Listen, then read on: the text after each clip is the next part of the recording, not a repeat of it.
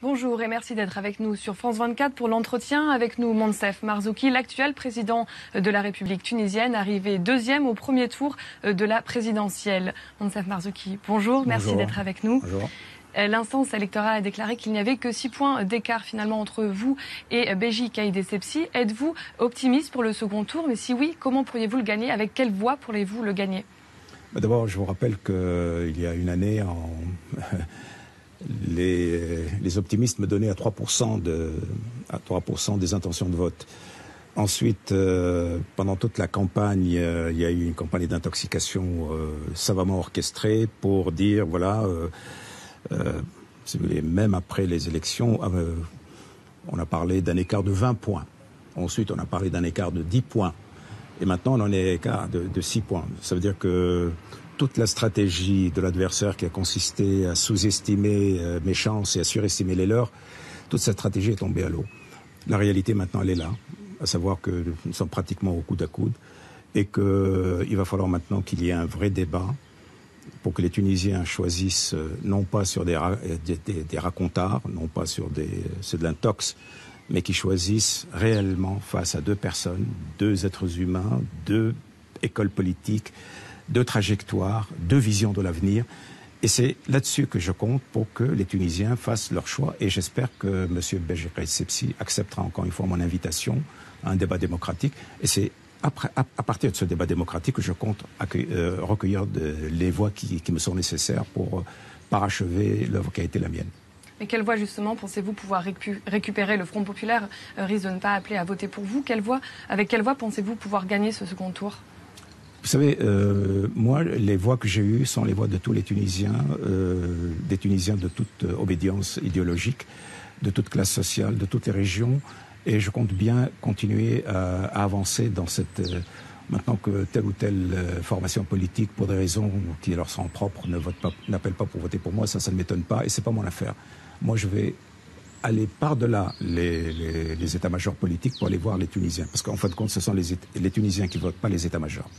Beji Caïd Essebsi a déclaré que vous étiez non seulement soutenu par les islamistes pendant votre campagne, mais aussi par les salafistes djihadistes. Que lui répondez-vous? Je réponds que c'est triste d'amener le niveau politique à ce niveau. Moi, j'aurais voulu qu'on débatte réellement entre hommes responsables qui ont un pays à gérer.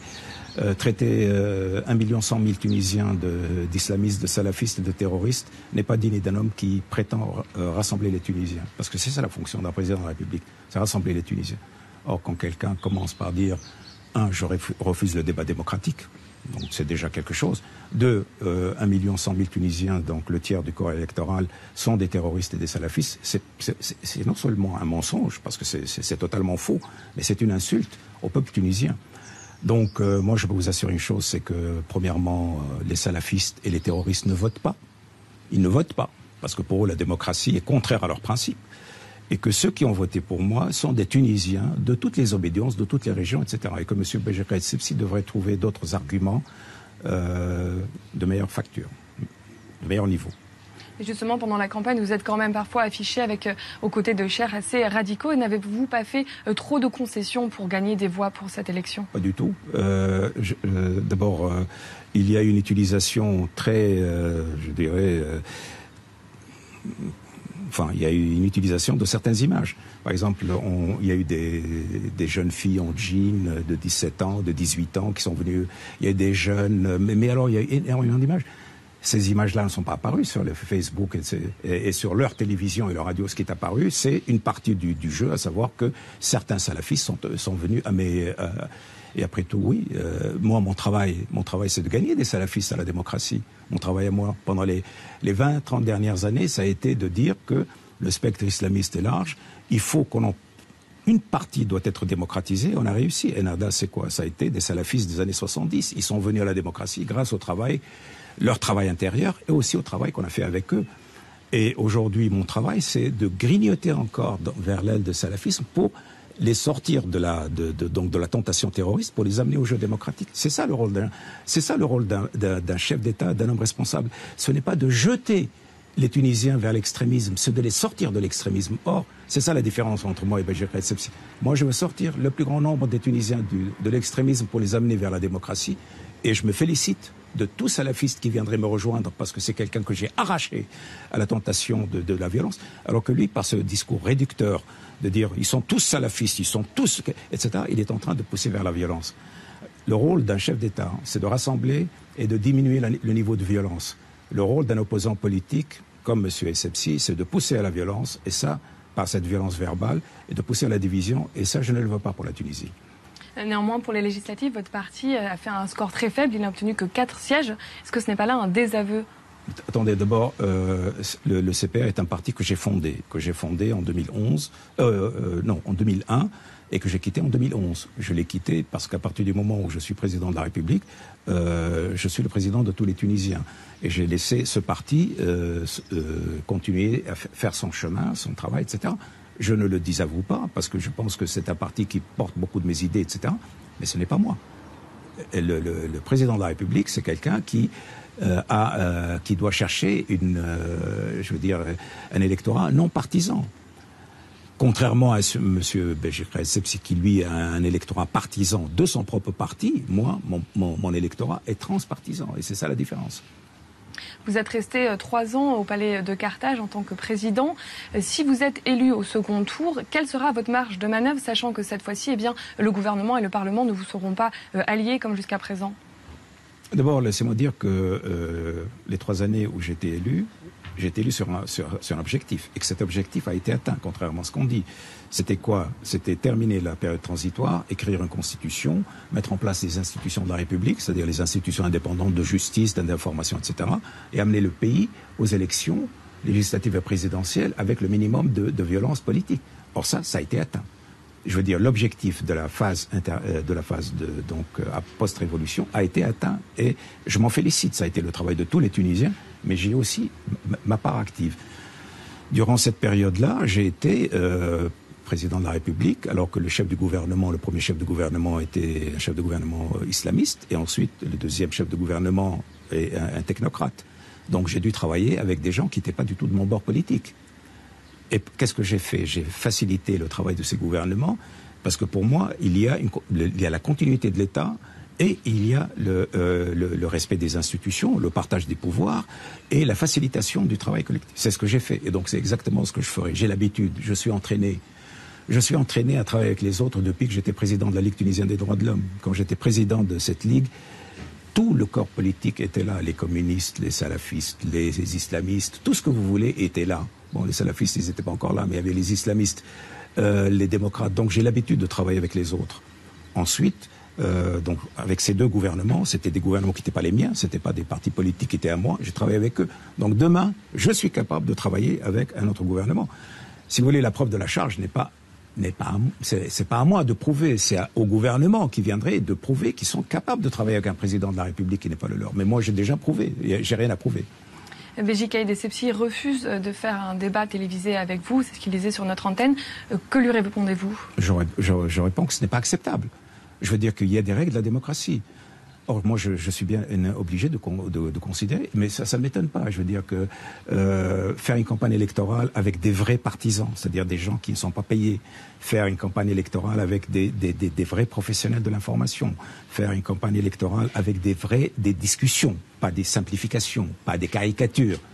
Tout ça, je ne l'ai pas vu pendant la campagne électorale.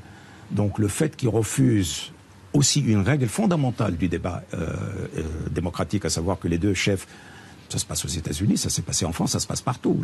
Même en Égypte, ça s'est passé. Je veux dire, les 2 chefs, les 2 protagonistes doivent venir s'expliquer devant le peuple et doivent donner leurs idées devant le peuple. Et le peuple doit juger. Ils refusent.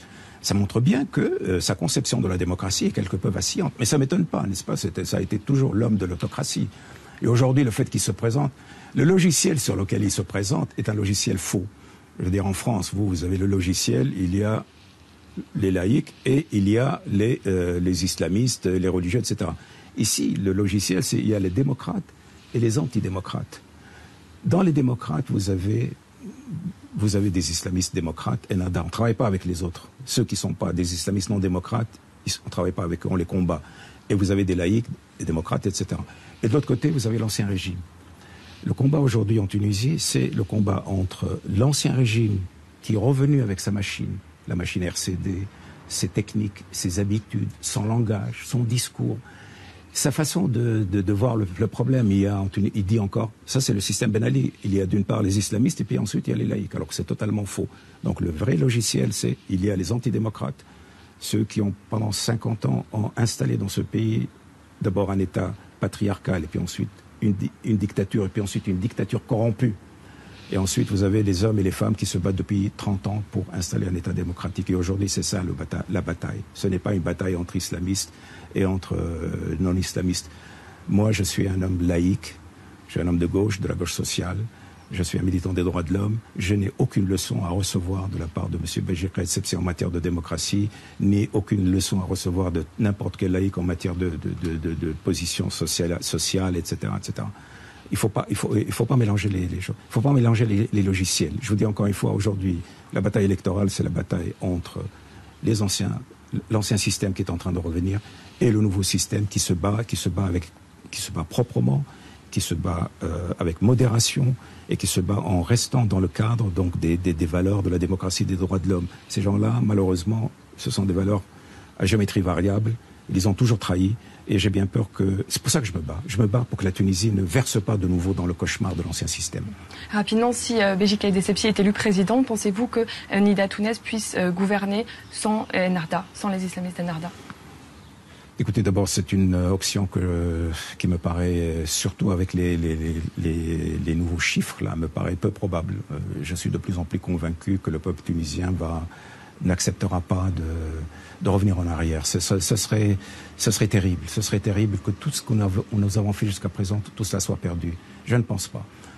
Maintenant, moi, mon inquiétude fondamentale, c'est que si jamais cela se passe, ça va lancer la Tunisie dans une phase d'instabilité qui risque d'être extrêmement dangereuse pour la Tunisie. Alors que si la Tunisie vote pour un président démocrate, militant des droits de l'homme, etc., il y a des pouvoirs qui sont des pouvoirs à la fois séparés, complémentaires et égaux, de telle façon qu'on ne puisse pas revenir à la dictature. C'est ça la véritable force de la Tunisie et c'est ça qui va incarner sa stabilité. Alors que si on revient à un système politique dans lequel tous les pouvoirs sont dans les mains de l'ancien système, avec leurs anciennes mentalités qui n'ont pas changé d'un iota, ils n'ont pas changé d'un iota, ils n'ont rien appris, ils n'ont rien compris et ils ne veulent rien apprendre. Ils sont déjà dans le langage de la menace, de l'intimidation, etc. Ça peut jeter la Tunisie dans une phase d'instabilité. Merci beaucoup. Merci d'avoir été avec nous. L'actualité continue sur France 24.